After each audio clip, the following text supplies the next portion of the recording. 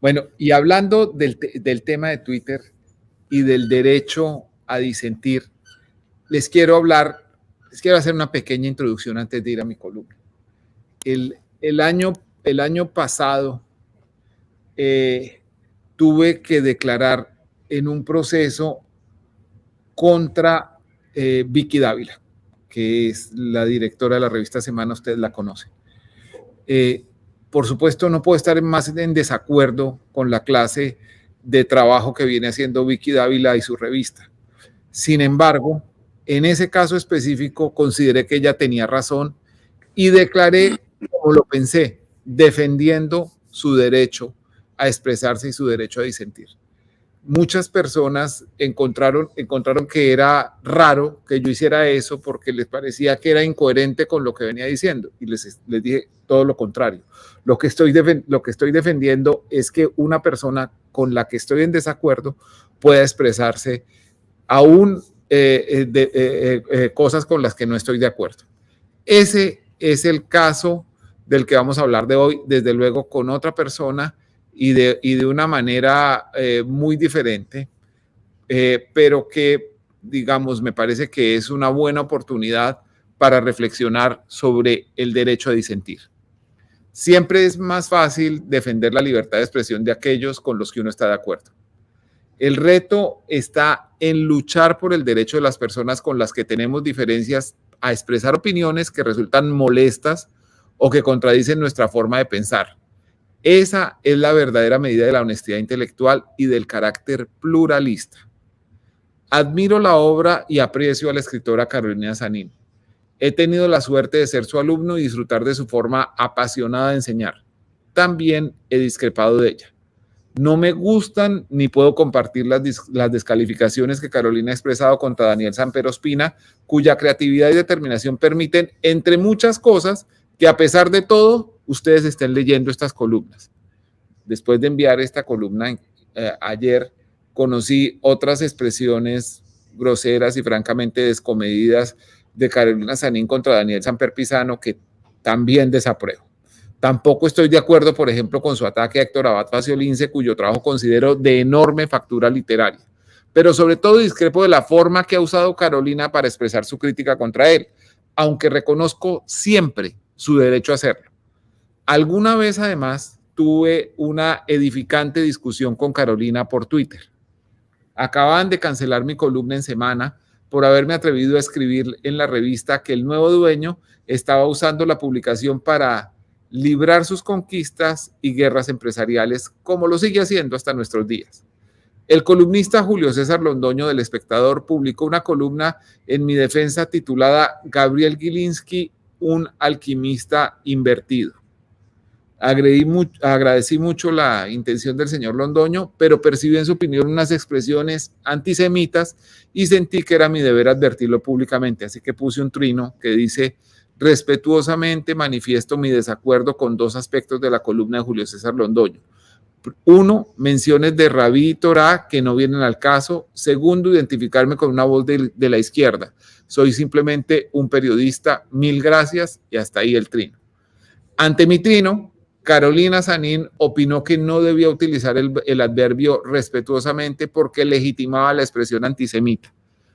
Y escribió ella: ¿por qué anteponer respetuosamente? Usted tiene derecho de manifestar un desacuerdo por una parte y por otra el antisemitismo no es respetable. ¿Por qué no usar las palabras respeto, por ejemplo, con el significado que tienen? No es ni necesario ni bueno respetar el prejuicio. Cierra comillas. Respondí el mensaje de Carolina y ella el mío y así seguimos. Entonces le respondí: es mi forma de hablar. Siento que las buenas maneras no riñen con la firmeza. Por supuesto, no respeto el prejuicio, pero aquí veo más una manifestación de ignorancia que de odio. Cerré las comillas, hasta ahí la cita mía, y ella me contestó: mi punto es que no corresponde a buenas maneras, sino a clichés irreflexivos. En este caso, terminas diciendo sin darte cuenta que respetas el prejuicio antisemita. No hay que anteponer respetuosamente. Al hablar, al discutir, ya estás respetando los derechos del otro. Cierro comillas. Y yo le contesté: entiendo su punto de vista y nuevamente lo respeto. Tenemos formas diferentes de comunicarnos. Por fortuna, el lenguaje no tiene interpretaciones únicas. He tratado de responder con buenas palabras y firmeza hasta las más grandes infamias. Cierro comillas. La discusión siguió por varios trinos que ustedes pueden leer y que traigo a colación solamente porque quiero resaltar que he tenido diferencias públicas con ella, lo cual no me impide reconocer el valor de su voz y de su labor intelectual. Tanto que cuando nací a cambio, le pedí a Carolina Sanín que se sumara al proyecto. En ese día me acompañó con entusiasmo el director Federico Gómez Lara. Entre otras cosas, por cuenta de esa decisión, el columnista Esteban Carlos Mejía se sintió autorizado para insultar a mi esposa y a mi hija. Este sábado en la mañana me encontré con la noticia de que la editorial mexicana Almadía decidió no publicar Somos Luces Abismales y Tu Cruz en el Cielo Desierto, libros de Carolina Sanín, por las posiciones que ella recientemente ha sostenido sobre la división sexo-género y la identidad sexual. Un asunto que explicó extensamente en una videocolumna para Cambio que ustedes pueden ver aquí en Los Danieles está el vínculo. Los invito a ver sus argumentos. No creo que Carolina sea transfóbica. Estoy seguro de que se opone a cualquier forma de discriminación contra las personas trans como lo ha manifestado públicamente. Simplemente está expresando una opinión con la que usted y yo podemos estar o no de acuerdo. Lo que me parece inaceptable como ciudadano y como periodista es que haya personas que pidan el silenciamiento de sus opiniones o la censura contra sus libros solo por atreverse a disentir. La inclusión real se da en la discusión de los argumentos, nunca en la cancelación del discrepante. Esa es la columna que quería compartir. Muchísimas gracias.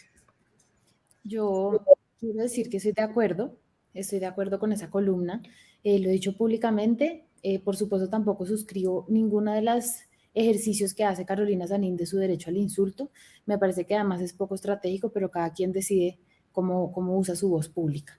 Y quiero decir además que me parece fabuloso que a un medio como Los Danieles, que se le ve el establecimiento, si ustedes vieran todas las cosas que nos están diciendo en Twitter, o sea, somos una gente muy importante, yo no tenía ni idea. Que a los medios grandes, a los medios que ven los líderes de opinión, lleguen estos temas. Y por eso es importante que exista el debate. Yo no suscribo la posición de Carolina Sanín sobre el género, creo que es exagerada y en otra ocasión tal vez me explaye un poco más sobre eso.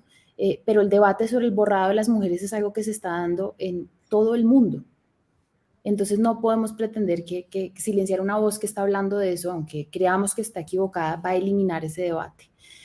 Yo quisiera, sí, que ojalá Matilda González Gil, que es una activista trans, o alguien de la red comunitaria trans que quiera hacerlo, escriba una columna en Los Danieles ahondando en el tema y dándole la posibilidad de ahondar sobre por qué creen que Carolina Sanín se equivoca, por qué creen que es transfóbica y discriminatoria, y podamos hablar más sobre lo que significa un discurso de odio, que es el último punto que quiero hacer. Los discursos de odio son una categoría legal, y entonces la gente dice, ay no, ¿por qué nos vienen con ese tema? Es que eso es una cosa para abogados. No, eso no es una cosa para abogados, el discurso de odio es casi una conquista democrática, y necesitamos preservarla como es, y debe ser extremo. Debe ser una incitación al odio, debe ser una incitación a la violencia, porque así lo dice la Corte Interamericana de Derechos Humanos y no es un argumento de autoridad, porque debe ser completamente excepcional los discursos que prohibimos, las cosas que silenciamos, porque cuando empezamos por ese camino, yo creo que es el camino más fácil para que se erosione la democracia. Entonces, ojalá en redes sociales, que realmente no he visto muchas cosas útiles, es más un deseo de encasillar al otro y de silenciar al otro, podamos empezar desde los medios de comunicación a dar más elementos para tener este debate de manera respetuosa y productiva ante todo.